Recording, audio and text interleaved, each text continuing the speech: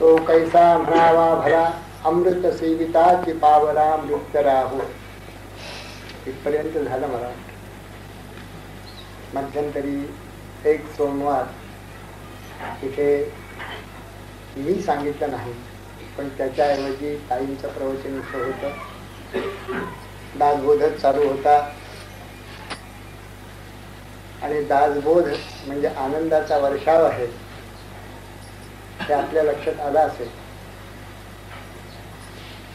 समर्थांचा दासबोध, ज्ञानेश्वरांची ज्ञानेश्वरी, तुकोबांची गाथा, नाथांचं भागवत, हे 4 वेदच आहेत. या वेदांचं अगदी आलोडन जरी झालं नाही, पूर्ण त्याच्यामध्ये डूब देऊन जरी बसला नाही, वरवर नुसतं चाललं, वरवर वाचलं, त्याचं नुसतं पारायण केलं, तरी देखील आनंदाचा धनी झाल्याखेरी जीव राहणार नाही. इतके उपकार या साधू संतांनी केलेले आहेत आपल्याला. पण समर्थांनी एक सूचना केलेली आहे, जर श्रवणाला बसायचंच असेल तर काम क्रोधे विथाडला अहम भावे पालटला असं नको. कारण काम आणि क्रोध हे फार मोठे शत्रू आहेत, परमार्थाचे फार मोठे शत्रू. त्रिविधम नरकस्येदम द्वारम नाशनम आत्मनः, आपल्या आत्मनाशाची दारच आहेत. कामः क्रोधः तथा लोभः, तस्मात् एतत्रयं त्यजेत्. एतैर्विमुक्तः काउन्तेय तमोद्वारैः त्रिभिः नरः आचरत्यात्मनः श्रेयस्ततो याति परां गतिम्. असं आहे. तरच तो परमगतीला जाईल. या त्रिविध नरकद्वारातनं सुटेल तर. हे तिन्ही जीवी जव जागती तव नितीयाची प्राप्ती, हे माझे कानन ऐकती देवोही म्हणे. हे 3 अंतःकरणामध्ये जागृत आहेत. काम क्रोध लोभ अंतःकरणामध्ये नको आहेत आणि एखादी कामना धरली आहे, ठीक आहे. काही ना काही गोष्टीमुळे आपल्याला ते वाढवायला लागते. मुलीचं लग्न काढलं, काय करणार? आपल्याला पुष्कळ वाटतं की बेटाच्या खर्चात सगळं व्हावं, पण ते म्हणतात तुमची मुलगी आहे म्हणून असं वाटतं तुम्हाला. त्यावेळेला आपल्या कामना एकदम शून्यावर येतात मुलीच्या लग्नाच्या वेळेला, पण मुलाच्या लग्नाच्या वेळेला वाढतात. अंतःकरणामध्येच कामना गेल्या पाहिजे. कोणतीच कामना नाही, कीर्तीची नाही, पैशाची नाही, मानाची नाही, खुर्चीची नाही. जितका कामना कमी तितका तो मनुष्य मोठा. काम आणि क्रोध, कामाच्या पोटीच क्रोध आहे. एकाच नाण्याची ती दोन्ही बाजू आहे, काम आणि क्रोध. या काम क्रोधामुळे समर्थांचा शब्द असा आहे, नासला. आणि ज्ञानेश्वरांचे असेच शब्द आहेत सगळे. नाथांनी तसंच लिहिलेलं आहे, तुकोबांनी तसंच लिहिलेलं आहे. काम क्रोध आड ठाकले पर्वते. काम आणि क्रोध दोन. राहिला अनंत पहिलीकडे, उल्लंघरे मज न सापडे ही वाट, दुस्तरा हा घाट. वैरी यांचा, म्हणजे याला वैरी म्हटलंय. आता कैचा मज सखा नारायण, गेला अंतरवोन पांडुरंग. म्हणजे पांडुरंग जर अंतरायला नको असेल तर काम आणि क्रोध दोन्ही सोडले पाहिजे. देह धारणेला जेवढं आवश्यक आहे तेवढ्याच कामना पाहिजे, त्याच्यापेक्षा जरा जास्त झाली ते सांग. मग ते काम या साधनाचे तिथपर्यंत निष्कामच आहे. एवढा अन्न लागतं देह धारणेला, निष्कामच आहे. तितकं खाल्लं तर एक पेढाभर चहा लागतो, निष्कामच आहे. पण 12 पेले चहा जर प्यायला लागला नासला. ऐसा अंतरी नासला काम क्रोधे खवळला, अहम भावे पालटला. कसे शब्द आहेत बघा. मला नेहमी असं वाटतं दासबोध वाचत असताना की समर्थांनी जे काही सांगितलंय ते इतकं स्पष्ट आहे की त्याच्यापेक्षा आणखीन काही सांगायला नाही. परमार्थ ज्ञानवांची ज्ञानेश्वरी ही अतिशय उत्कृष्ट ग्रंथ आहे, पण तो इतका उंच उंच गेलेला आहे आणि एवढ्या अवघड ओव्या लिहिलेल्या आहेत.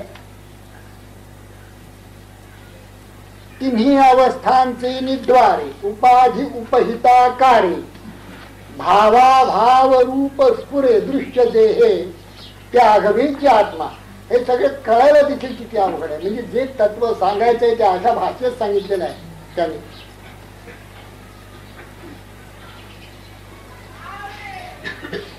साध्या गोष्टी ज्ञानोबा बोलतच नाही. कुठली गोष्ट साध्या शब्दामध्ये ते कधीच सांगत नाही. जया सोहम भावा अटकू, मोक्ष सुखाला रंकू, दयाच्या जिठीचा कळंकू, धने लागेल तुझी या प्रेमा. आता काय आधी सोहम कळत नाही, त्याचा अटक कधी होतो ते माहिती नाही. त्याचा कलंक याच्या, त्याच्या दृष्टीचा कलंक याच्या प्रेमाला कसा लागणार हेही कळत. म्हणजे ज्ञानोबानी ज्ञानेश्वरी लिहिली उत्स्फूर्त, सरळ दिसत आहे की अगदी आतापासून इथेपर्यंत त्याची स्फूर्ती अंतःकरणामध्ये मावत नाहीये. उत्स्फूर्त लिहिलेली की किती जगावर आता काय देऊ आणि काय नको असं वाटत. अगा विश्वैक धामा, आता साधी गोष्ट आहे ना, तू मला स्फूर्ती दे, पण ते सरळ. अगा विश्वैक धामा, तुझा प्रसाद चंद्रमा, करो मद पौर्णिमा स्फूर्तीची. म्हणजे हे जे काही काव्यात्मक अलंकारामध्ये लिहिलेली भाषा आहे, ते सारे अलंकार, ते सगळं काव्य बाजूला टाकून देऊन समर्थांनी दासबोध लिहिलेला आहे. अगदी थेट अंतःकरणात जाऊन भिडतो. लक्षात आलं, कामक्रोधानी नाचला, लक्षात आलं, नाचणे शब्द लक्षात आलं. अहम भावे पालटाला लक्षात आलं. मुळात जे स्वरूप होतं सुंदर, निष्काम होता, क्रोधरहित होता, अहंकार रहित होता, उत्तम चालत असे, उत्तम बोलत असे, म्हणजे नम्र होता अतिशय. अहंकार आल्याबरोबर पालटलं सगळं, नम्रता पाहिली. वस्तुतः आपण किती चांगले असायला पाहिजे. आपण सहजच दुसऱ्याजवळ गोड बोललं पाहिजे. सहजच आपलं वर्तन अतीव प्रेमाचं, नम्रतेचं, दयेचं, करुणेचं आता पाहिजे, सहजच पाहिजे. मग काय झालं आम्हाला, हे एवढा पालट झाला कशाने? अहम भावे पालटाला.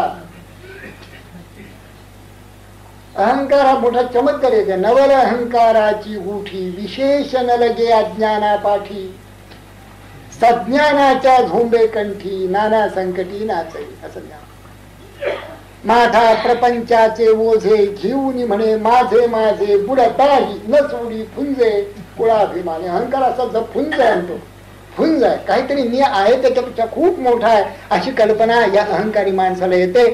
तो जो नम्र आहे त्याला असं वाटतं की आहे त्याच्यापेक्षा मी खूप लहान. एकदा आकाशवाणी झाली की सॉक्रेटिस या जगामध्ये सर्वात ज्ञानी पुरुष आहे. आता सगळे लोक जमा झाले की आकाशवाणी झाली महाराज की तुम्हीच सर्व जगामध्ये ज्ञानी पुरुष आहात. तर म्हणाले थांबा बाबा, मी उद्याला सांगतो, या विषयी उद्याला सांगतो, आता काही सांगता येणार नाही मला, कारण मला काही कळत नाही की आकाशवाणी काय आहे ती, मला नीटचं आकलन होत नाही आकाशवाणीचं, उद्याला सांग. दुसऱ्या दिवशी एकांतात बसून 24 तास ते आले बाय. लोकांनी अर्थात विचारायला काय झालं, ते म्हणाले बरोबर आहे, मी ज्ञानी आहे, ही गोष्ट बरोबर आहे, कारण आकाशवाणी झाली त्याची खोटी नाही, ती बरोबर आहे. मग तुम्ही ज्ञानी आहात, मग झालं काय? अरे मलाच फक्त कळतं मी अज्ञानी किती आहे, तुम्हाला ते कळत नाही. ह्याचा अर्थ ज्ञान, मी अज्ञानी किती आहे हे मला कळतं, तुम्हाला ते कळत नाही म्हणून मी ज्ञान. आणि अहंकार असता तर पाहिलं आकाशवाणी झाले, आता कोणाची टाप आहे का आमच्या पुढे बोलायची? हा अहम भावे पालटाला. हा मनुष्य कोणालाही आवडत, अहंकारी मनुष्य कोणालाही आवडत नाही, उघड आहे. म्हणजे पारमार्थिक सत्य नाही, व्यावहारिक सत्य आहे. अहंकारी मनुष्य कोणालाही आवडत नाही, कामी मनुष्य कोणालाही आवडत नाही, कोपिष्ट मनुष्य कोणालाही आवडत नाही. मग करतात का? आता केन प्रयुक्तोयम पापम चरति पुरुषात. का करतात काय? अनिच्छन्नपि काम एष क्रोध हे ज्ञाननिधीचे भुजंग विषय दरीचे वाघ, भजन मार्गीचे मांग मारेकरी हे. ज्ञानवान सारख्याने देखील कडक भाषा वापरायला लिहिती आहे. काम आणि क्रोध नासला, काम क्रोध हे खवळला, अहम भावे पालटला प्रत्यक्ष दिसे, काम क्रोधे निथाडला. तो कैसा म्हणावा भला? दासबोध हा काही गप्पा गोष्टी सांगण्याचा ग्रंथ मुळीच नाही, शुद्ध परमार्थ आहे त्याच्यामध्ये. गप्पा गोष्टी किंवा संबंध दासबोधाला तुम्ही खालच्या पातळीवर जर आणलं साध्या साध्या गोष्टीमध्ये तर फार पंचायत होईल. तसा तो ग्रंथच नाही, किंबहुना ह्याच्यात गोष्टच नाही. हा उघड उघड गुरु शिष्यांचा संवाद आहे. शिष्याने विचारलेला आहे आत्मबोध कसा होईल, कोणता मंत्र तुम्ही आम्हाला सांगता, ब्रह्मांड आम्हाला का दिसत, हे झालं कसं, अशा तऱ्हेचे प्रश्न आहेत सगळे. आणि या प्रश्नाला उत्तर आहेत. आम्ही जर बुडतो तसं म्हणतात तर तरण्यासाठी कोणती भक्ती करावी, नवविधा भक्तीमध्ये श्रेष्ठ भक्ती कोणती, असं सगळं व्यवस्थित दासबोधासारखा ग्रंथच नाही खरं म्हणजे. साधकांनी दासबोध प्रत्येही वाचावा. मी 35 वर्ष वाचल्यानंतर सांगतो, नाही तर मग वाचावा बाप हो, खाली वापरा. हे सिर्फ खालून बसलेत आणि खाली काय वापरा. बोलण्या सारिखे चालणे, स्वये करूनी बोलणे, तयांची वचने प्रमाणे मानती जनी, असं समर्थन होते. काम क्रोधे विखाडला तो कैसा म्हणावा भला, अमृत सेविता की पावला मृत्य राहावा. अमृत पिण्यासाठी म्हणून देवाच्या पंक्तीला राहू बसला होता, पोटात कपट. तेव्हा विष्णूंनी त्याचा शिरच्छेद केला. किती कथा आहे पुराणात. म्हणजे अमृत सेवन करतोय तरी मेला. तसा दासबोध वाचतोय आणि संपला, लिथाडला, खवळला, नाचला. कसे शब्द, नाचला, खवळला, लिथाडला.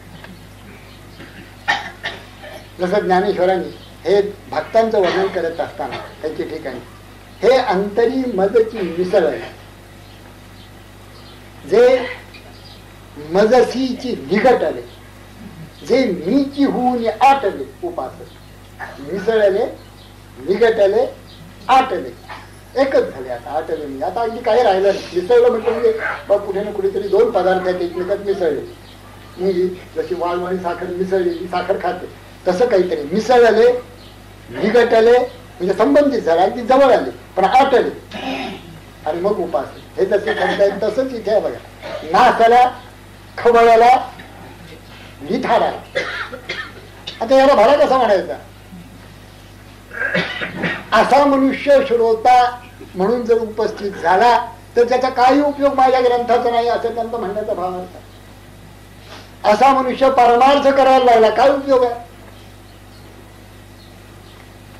काम क्रोधे विथाडला तो कैसा म्हणावा भला, अमृत सेविता की पावला मृत्य राहू. इतकं कडक बोलल्यानंतर समर्थ मोठ्या प्रेमाने म्हणतात आता असो हे बोलणे.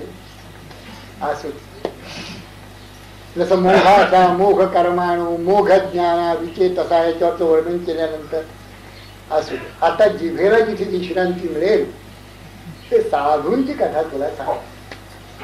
हे जसं 9व्या अध्यायात साधूंची कथा तुला सांग. जेथ वाचा विसंवेची साधू कथा. तसं इथे असो. आता किती बोलायचं ह्याच्यावर. असा जो मनुष्य आहे ना तो श्रोता म्हणून उपयोग नाही, वक्ता म्हणून उपयोग नाही. आणि शंका विचारायची म्हणजे आज काम आणि क्रोध आणि शंका कसं विचारणार. शंका विचारायला देखील श्रोता व्हायला देखील काही अधिकार पाहिजे ना.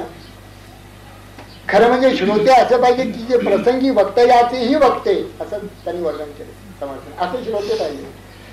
आता आहेत तसे सगळे. आता असो हे बोलणे, अधिकारासारखे घेणे. मला तर प्रत्येक वाक्यावर थांबावं असं वाटतं. मी आता हे 2-2.5-3 महिने व्हायला आले. मला वाटतं पहिला समाज चालू आहे. एकाने शंका प्रदर्शित केली की संपायचे कधी एवढे. हे म्हटलं कधी संपवले तर न संपव. पंचायत आहे की जेवढं झालं असं वाटतं तेवढं समर्थांच्या मनामध्ये काय सांगायचं आहे ते आपल्याला पाहिलं पाहिजे. मी पुष्कळ सांगितलं समर्थ म्हणतात, पण श्रोत्यांनी आपल्या आपल्या अधिकाराप्रमाणे घ्यावं. इथे कर्मयोग सांगितलं की नाही, सांगितलं. इथे भक्ती सांगितली की नाही, भक्ती सांगितली. इथे ज्ञान सांगितलं की नाही, सांगितलं. इथे ब्रह्मांडाची उभारणी संभाळणी सांगितली की नाही, सांगितलं. इथे नवविधा भक्तीमध्ये श्रेष्ठ भक्ती जे आत्मनिवेदन त्याचं वर्णन केलं नाही, केलं. साहित्य मुक्तीचं वर्णन केलं, सत्शिष्याचं सद्गुरूंचं वर्णन केलं. मग आता तुमचा जसा अधिकार असेल तसं तुम्ही. मी तर सगळं सांगितलं. आता अधिकारासारखे हे प्रत्येकाचा अधिकारी. काही कर्माचेच अधिकारी आहेत. आता गीतेवर ज्या वेळेला टीका लिहिल्या जातात त्यावेळेला असं सांगितलं जातं की बा याच्यामध्ये सगळं जरी सांगितलं असलं तरी अर्जुन हा कर्माचाच अधिकारी होता, हा काही ज्ञानाचा अधिकारी नाही. मग प्रतिपक्ष असा विचारतात की हा जर ज्ञानाचा अधिकारी नाही तर मला ज्ञान सांगितलं तरी कशाला भगवंतानी? का भगवंत उगाच आपले डोळे मिटून जो कुणी असेल त्याच्या पुढे ज्ञान बडबडले, हा अधिकारी असला पाहिजे. त्याच्यावर पुन्हा पहिला जो आहे तो सांगतो की अर्जुनाला किंवा निमित्त केलं, आपल्याला सांगितलं. पण मग ज्ञानाचा अधिकारी आपण तरी कुठे आहोत? म्हणजे कोण? जो कोणी असेल तो कधी होतो? संबंध साधना केल्यानंतर होतो, असे ते प्रश्नोत्तर होते त्याच्यामध्ये. तसाच समर्थांचा दासबोध किंवा तुकोबांची गाथा मी इथे गाथीचे 1-2 श्लोक घेतले, अभंग घेतले ते मला आठवत. त्याच्यामध्ये ते उर्ध्वमुख्य आळवीला सोहम शब्दाचा नाद सहज मी आंधळा गा हे घेतलं होतं. आणि ते मला वाटतं 6 महिने तेच चालू होतं, एकच तो अभंग. म्हणजे किती अवघड आहे सगळं नीट समजून घेणं. आता अधिकारासारीचे पुष्कळ सोहमवर सांगितलं, अनेकांनी सांगितलं.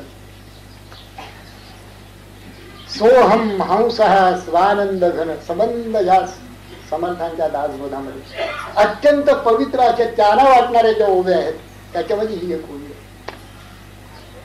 सोहम हंस स्वानंद घन अजन्मा तो तूची जाण हेची साधूचे वचन.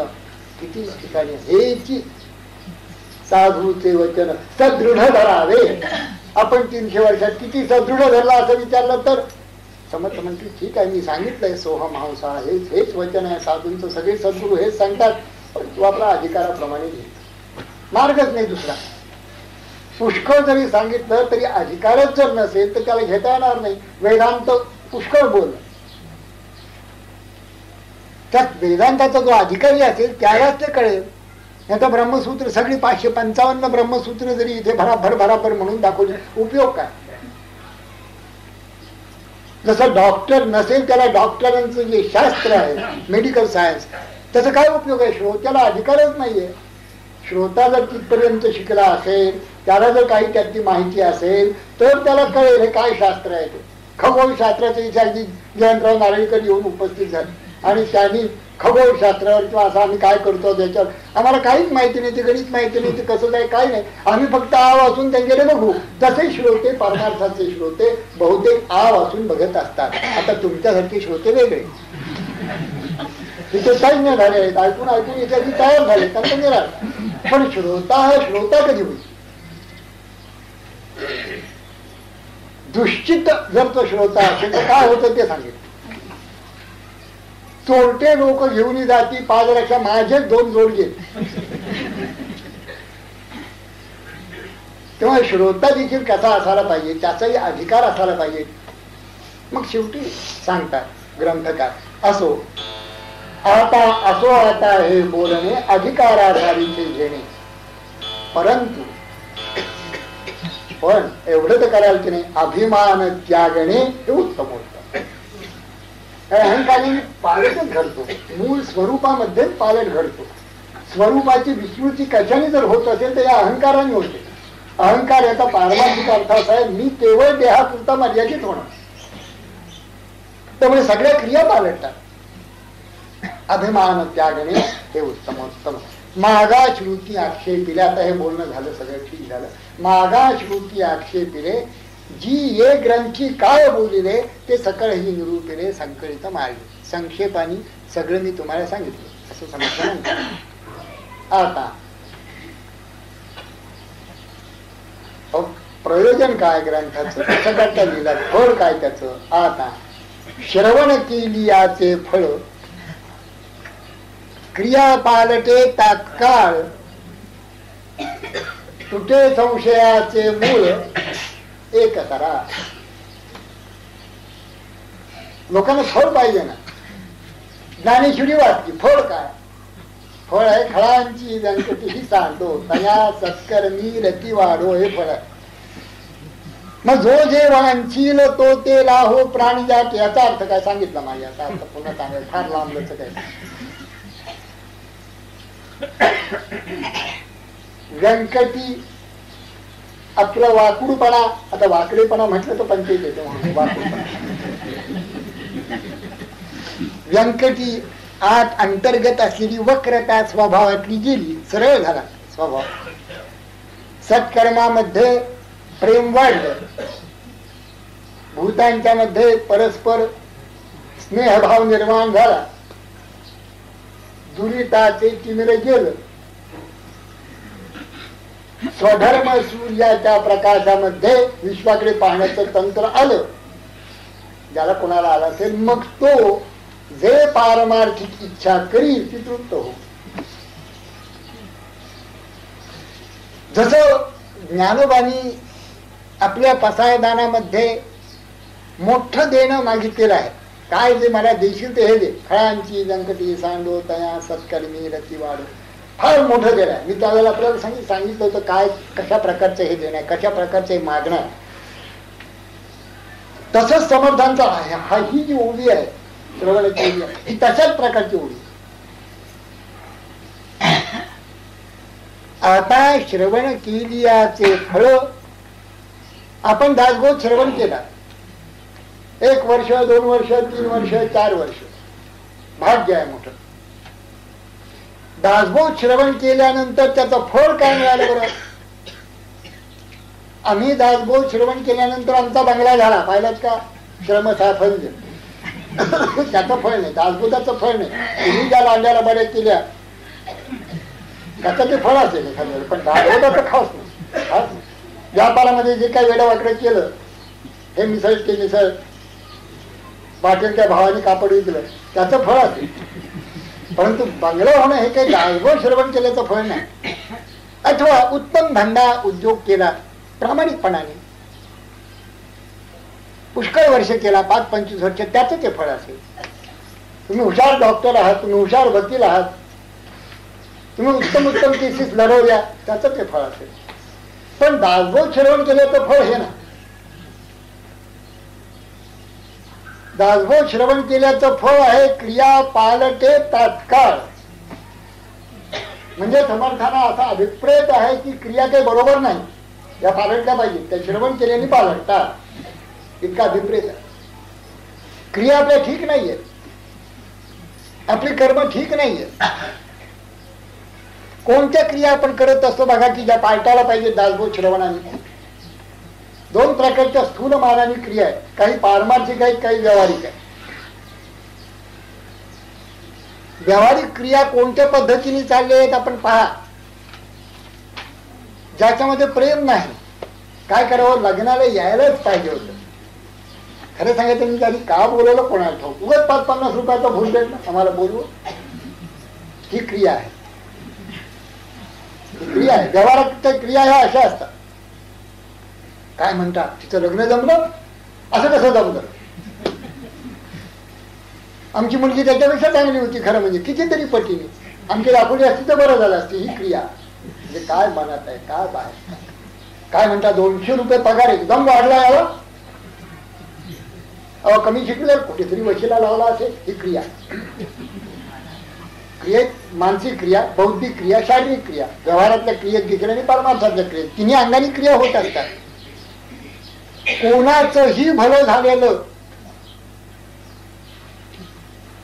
आपल्या मनामध्ये कधी त्याच्याविषयी चांगलं येत नाही, आणि मनात जे नाही ते बाहेर उमटतच नाही. कधी उमटलं तरी बरोबर. या भाऊसाहेब कसं काय म्हणजे समजावं, इलेक्शन आहे, प्रत्येकाला भाऊसाहेब भाऊसाहेब म्हणायला लागले, आपण कोणी नसतो तरी की समजायचं इलेक्शन आली. आता एकदा इलेक्शन संपली की भाऊसाहेब भाऊसाहेब आपल्या घरात ते आपल्या बंगल्यात.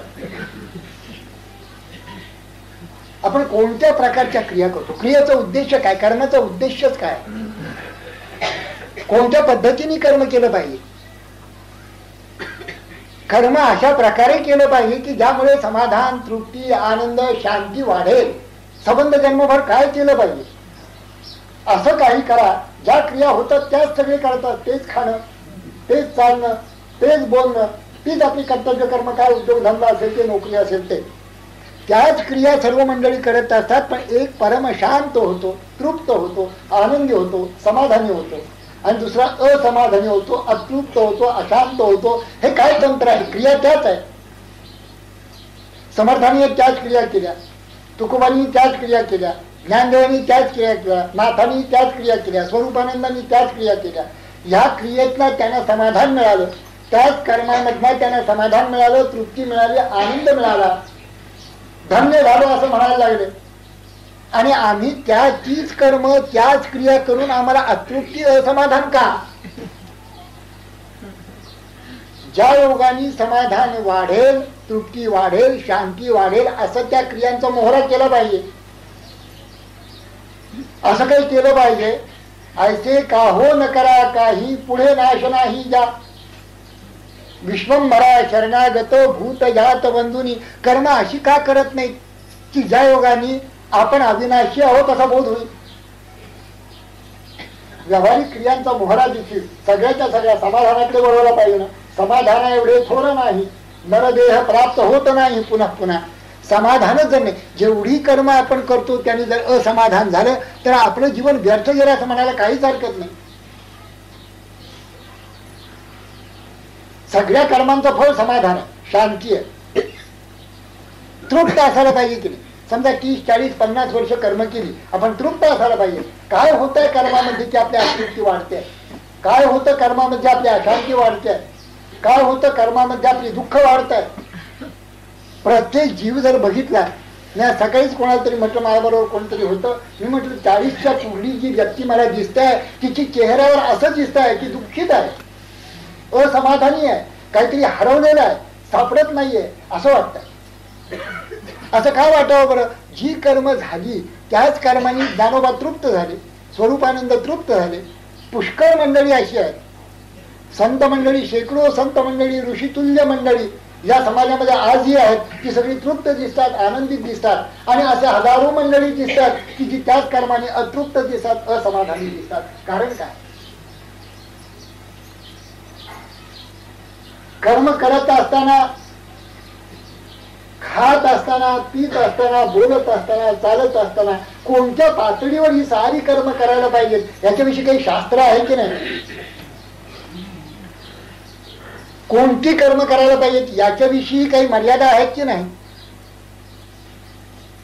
जर कर्माने अतृप्ती वाढत असेल तर आपण खुशाल समजा की त्या कर्मामध्ये अहंकार म्हणजे मी आणि माझं फार मिसळलं गेलेलं आहे. हे कर्म मी करतो आहे आणि याचं फळ मला पाहिजे आहे अशा प्रकारचा विपरीत बोध झालेला आहे. एवं प्रवर्तितम चक्रम नानुवर्तयती. हे सगळं प्रवर्तित केलेलं चक्र आहे. याच्यामध्ये बसून जो कुणी कर्म करणार नाही तो आगाझू इंद्रिया रामा मोघम पार्थ सजीवती असं भगवंतांनी म्हटलं. आणि लागलीच पुढल्या श्लोकात म्हटलं, यस्त्वात्मरतिरेव स्यात् आत्मतृप्तश्च मानवा आत्मन्येव च संतुष्टः तस्य कार्यम न विद्यते. पहिल्या श्लोकांचाच अर्थ नीट लागत नसल्यामुळे पुढल्या आणखी दुसरा एका पाठोपाठ एक आलेले श्लोक ह्याच्यामध्ये अनेक लोकांचा गोंधळ होऊन जात की एकदा म्हणतात कर्म करा, एकदा म्हणतात तस्य कार्यम न विद्यते. असं कसं होतं? त्याचा अर्थ असा आहे की पहिलं कर्म अशा पद्धतीने करा की ज्याच्यात मी नाहीच आहे, माझं नाहीच आहे. सगळं प्रवर्तित केलेलं चक्र, कर्माचं चक्र भगवंताचं आहे. त्याच्यामध्ये आपण नुसतं बसायचं आहे. आपली तन मन धन सगळं भगवंताचं आहे. आपली बुद्धी सगळी भगवंताची आहे. भगवंत देतो आहे आणि त्या तन मन आणि बुद्धीने आपण काम करायचं आहे, त्याची सेवा म्हणून करायचं आहे. ह्याच्यापेक्षा आणखीन काहीही करायचं नाहीये. माझं काही इच्छा आहे, मी काय करतो त्याचं फळ मला अमुक पाहिजे असं काहीही म्हणायचं नाही. तर मग आत्मरत, आत्मक्रीड, आत्मतृप्त मनुष्य होतो. आणि त्याचं असं लक्षात येतं की जेवढी या देह संघाताकडून कर्म होतात त्याचं केवळ मी साक्षी होऊन राहत. तस्य कार्य न विद्यते. कर्माची फळं जी असमाधान अतृप्तीमध्ये होतात, अशांतीमध्ये होतात, त्याच्याऐवजी ती समाधान, तृप्ती आणि शांतीमध्ये व्हायला पाहिजे. 30, 40, 50 वर्षाच्या आयुष्यामध्ये, जीवनामध्ये आपण जे काही जीवन जगलो असतो, जे काही कोणाशी बोललो असतो, जे काही व्यवहार केले असतील, लोकांशीच व्यवहार करणार, जे काही खाल्लं असेल, जे काही पियालं असेल, जे काही बोलणं, करणं, खाणं, पिणं, यत् करोषि यदश्नासी, पान शब्द, यत् करोषि यदश्नासी यज्जोषि ददासी यत् तपस्यसि कौंतेय तत् कुरुष्व मदर्पणम. तू आपल्याकडे घेऊ नको, सर्वच्या सर्व मला अर्पण कर. कर्म ओम तत्सत ब्रह्मार्पणमस्तु असं म्हण. आज तोच भाव ठेव, ते कर्मच ब्रह्मार्पण होऊ दे आणि त्याची फळं देखील सगळीच ब्रह्मार्पण होऊन आपण त्याच्यापासून मोकळं, मनाने, देहानी, बुद्धीनी संपूर्णपणे मोकळा. भगवंत तर आहे, त्याचंच तर आहे, माझं काही इथे नाही. तो यंत्री नियंत्र अशा बोधाने जो कर्म करतो त्याला समाधान, प्राप्त, शांती, तृप्ती असं होऊन जात. सहजच त्याच्या अंतःकरणामध्ये प्रेम सहजच उदित होत. प्रत्येक व्यक्ती मात्रांच्या मध्ये प्रेम सहज, प्रेमभाव सहजच उदित होत. कोणीही व्यक्ती आली की त्याच्याविषयी अंतःकरणामध्ये प्रेम वाट. आपण संतांकडे कधी गेलात की ते स्वागत कोणत्या पद्धतीने करतात ते पहा, ते निरोप कोणत्या पद्धतीने देतात ते पहा. आणि आपण या आणि जाता बरं बरं या, काही नाही त्याच्यामध्ये प्रेम नाही, काही नाही. अंतःकरण मुली दगडच झालेला आहे. कशाने दगड झालं? जी कर्म केली 30-40-50 वर्ष त्याने. अशी काय कर्म केली? जीच कर्म केली. ज्ञानोबांचं अंतःकरण अत्यंत प्रेममय झालं, संतांचं अंतःकरण अत्यंत प्रेममय झालं. हो, पण त्यांनी खाणं म्हणजे उदरभरण समजले नाही. त्यांचं खाणं हे यज्ञ झालं आणि आमचं खाणं केवळ उदरभरण झालं. आमचं बोलणं हे दुसऱ्याला छायण्यासाठी शब्द आले आणि त्यांचं सास आणि मावा, मितले आणि रसाळ शब्द जैसे कल्लोळ अमृताचे, पुढा स्नेह पाधरे, माघा चालती अक्षरे, कृपा आधी अवतरे शब्द पाठी, असं त्यांचं बोलणं होतं. अमृतमय, जणू का अमृताच्या लाटा कानावर येत आहेत आणि आमचं बोलणं हो असं काय झालं तुम्ही म्हणजे काय? त्याला मला नेहमी असं सांगा असं वाटतं की डॉक्टरनी मला सांगितलं की रोज 1 किलोभर तूप खात जा. मला तूप नाही, तुम्ही देता का? मला ते हिंसा वाटत, असं बोलणं हिंसाच वाटते मला. कोणी आला एखाद्या मनुष्य का अगदी चेहरा अगदी निकाल झाल्यासारखं म्हणजे तर मी प्रेमाने तुझ्याकडे निकाल झाल्यासारखा चेहरा, त्याच्यापेक्षा त्याला सांगा वा छान आहे, आनंदात आहात तुम्ही, असाच आनंद ठेवा. आता वयोमानाप्रमाणे आपली प्रकृती माझी काय आणि तुमची काय, हळूहळू देताचीच राहायची, पण आनंद चेहऱ्यावर कसा फुलून आला पाहिजे. बोलणं देखील आमचं धड नाही. कानामध्ये जसं तेल जावं, अंतःकरणाला घरं पडावी. त्यांना सांगा आम्ही काय भिकारी नाही, घ्या असं 50-60 रुपयाची पातळ नाही सर फेकून द्या. याही झालं, मुलाचे बाप झाला, आई झाली म्हणजे काय एवढा जबाब त्याचा लोकांना. त्याच्यापेक्षा वा छान आहे हा पातळ, इतकं छान घेतलेलं आहे तुम्ही, मी लागलीच आता नेसणार आहे असं म्हणणं किती म्हणजे बोलणं की तेच कर्म तेच आहे. कर्मामध्ये काही फरक नाहीये. ही जी कर्म चाललेली आहे जगामध्ये का हो, बऱ्याच मोठं घर बांधलेलं दिसत आहे म्हणजे ह्याच्यातच बुडी गुन्हा हे आहे. ह्याच्यात बरंच मोठं घर बांधलेलं दिसत आहे म्हणजे काय तुझ्या काकाकडनं पैसा आला का हे तर त्यांनी म्हटलं, मनात म्हणतोच तो. एकदा आमच्या समोर एक संवाद झाला. एक ग्रस्त तिथे आले, लांबते होते बेंगलोरच्या बाजूला. एका ग्रस्ताजवळ बोलत होते, त्याची बायको कमवते 1000 रुपये, त्याला काय कमी आहे म्हणजे काय, अरे झाला पण आहे ना 3000 रुपये पण तिथे बायकोचा पगार कशाला पाहिजे. पण बोलणंच म्हणजे असं की ज्या योगाने खरंच पडतील लोकांनी त्याला काय वाटावं बरं. कोणत्या पद्धतीने बोलावं, कोणत्या पद्धतीने खावं, काय खावं, किती खावं, किती बोलावं, कसं बोलावं, काय बोलावं, कोणाजवळ बोलावं, केव्हा बोलावं, काही आहे की नाही त्या कर्माला काही. आता पहा ना, ज्ञानोबा नुसतं बाहेर पडलं की काय म्हणतात पहा, घालिता अव्वा सव्वा पाये शिवयात्राची होती जाय. नुसतं आम्ही पाऊल बाहेर टाकलं रस्त्यावर की शिवयात्रा. आणि आम्हाला विचारलं रस्त्याने जाताना का हो कुणी काय आता मंडई आली आमच्या पाठीमागे, आता आधी ना मग करायची मी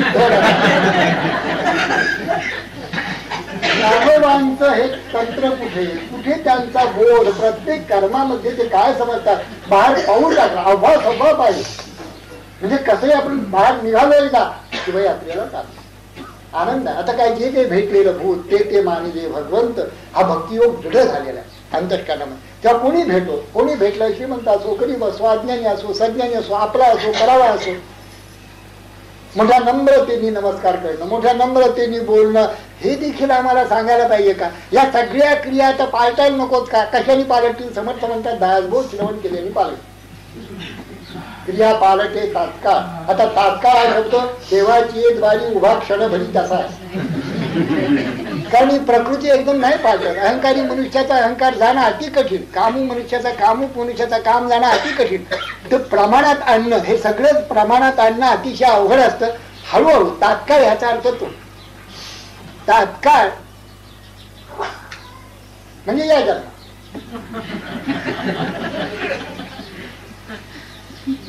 प्रत्येक शब्द आपण लक्षात, पण सगळ्यांनी सांगितलं, संत चरण रज लागता सहज वासनेचे बीज जळून जा.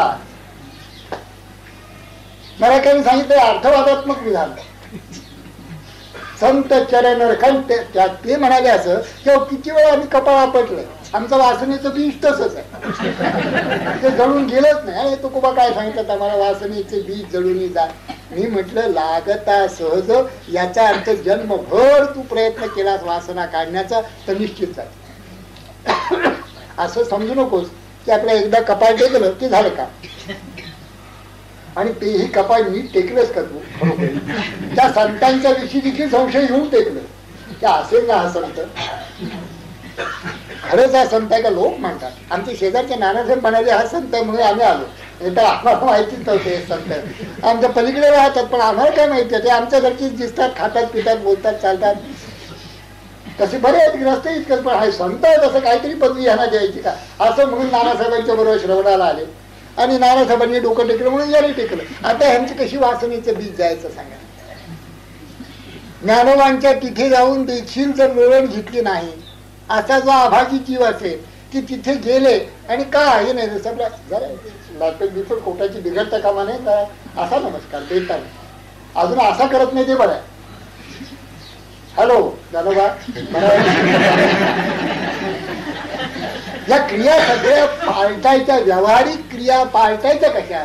व्यवहारामध्ये क्रिया पालटण्यासाठी म्हणून ज्या गोष्टींची आवश्यकता आहे, ज्या गुणांची आवश्यकता आहे, नम्रतेची आवश्यकता आहे, प्रेमाची आवश्यकता आहे, दयेची आवश्यकता आहे, करुणेची आवश्यकता आहे, या सगळ्या गोष्टी, एकमेकांच्या विषयीच्या सहानुभूतीची आवश्यकता आहे, या सगळ्या गोष्टी व्यावहारिक क्रियांच्या पाठीमागे जर नसल्या तर त्या क्रिया तशाच्या तशाच राहतात, रफ अँड टफ. त्याच्यात प्रेमच नाही, त्याच्या सहानुभूतीच नाही. असं सहानुभूती शून्य, प्रेम शून्य जीवन जगणाऱ्याच्या वाट्याला काय येईल सांगा बरं. दुःखाखेरीज, क्लेशाखेरीज, तळमळी केली काय कोणाजवळ आपण धड बोललो नाही. सोनेरेकर महाराजांच्याकडे एक जोड पाहिलं, एक दोनदा येऊन गेल्यानंतर ती भरती एकटीच आली, 20-22 वर्षाची मुलगी, प्रथमच गरोदर होती. महाराजांनी विचारलं कसं काय चाललंय बाळ तुझं, बरं चाललंय ना. त्याच्याबरोबर तिच्या डोळ्यात ना अश्रू धरावा आला. तर महाराजांनी विचारलं काय तुला दुःख काय या वयात आणि दुःख. नवरा बिरा बरा आहे ना. तर म्हणाले ते ठीक आहे. रागीट आहे का. तर म्हणाले तसं काही म्हणता येणार नाही. मग ते म्हणाले मला असा धाक घातलेला आहे यजमानाने माझ्या की जर तुला मुलगी झाली तर मी टाकून दे. आता हे काय क्रिया ही गोष्ट दिलेली आहे महाराजांनी मुद्दाम आपल्या चरित्रामध्ये बेतसरीने मुद्दाम ती घातली. हे काय आहे मला सांगा.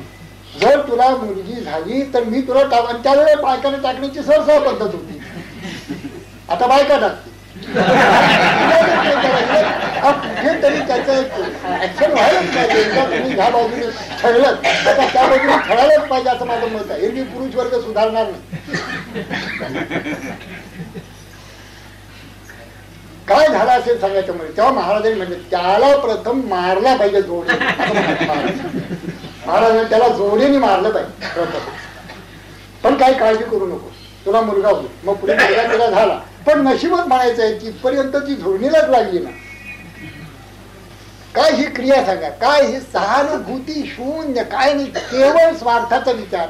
व्यवहारामध्ये केवळ स्वार्थाचा विचार करून आपल्या क्रिया उत्तम होतील असं जर कोणी समजत असेल तर ते खोटं आहे. हजारो डोळ्यांनी भगवंत आपल्याकडे पाहतोय. हजारो कानाने आपण जे काही बोलतो ते ऐकतोय. आपण लक्षात ठेवा सर्वतः पाणिपादम तत् सर्वतो शिशिरो मुखम सर्वतः श्रुतिमल्लोके सर्वमावृत्य तिष्ठती. तो सर्व काळी सर्व स्थळी सर्व ठिकाणी असल्यामुळे आणि आपली प्रत्येक बारीक सारीक गोष्ट पाहत असल्यामुळे आपल्यामध्ये असं कारुण्य शून्य निर्दय असं जर आपलं काही मनात विचार जरी येत असले तरी देखील ते भगवंताला कळल्याखेरी जात नाही. त्याचा परिणाम आपल्या दुःखामध्ये क्लेशामध्ये तळमळीमध्ये झाल्याखेरी राहणार. म्हणून व्यावहारिक क्रिया सुधारल्या. अति गोड बोललं पाहिजे. अति नम्र असलं पाहिजे. अति सहानुभूती असली पाहिजे, दुसऱ्याच्या सुखदुःखाची जाणीव ठेवली पाहिजे, दुसऱ्याच्या दुःखाने दुःखित व्हायला पाहिजे, दुसऱ्याच्या आनंदामध्ये आपला आनंद दिसला पाहिजे. यांच्या मुलाला जर फर्स्ट क्लास मिळाला किंवा डिस्टिंक्शन मिळालं तर मला पेढे घेऊन जाता आले पाहिजे. काही पाहिजे भाऊसाहेब, तुम्ही ज्ञानेश्वरीला आता तुमचा मुलगा पाहायला आल्याचं कळलं, हे पेढे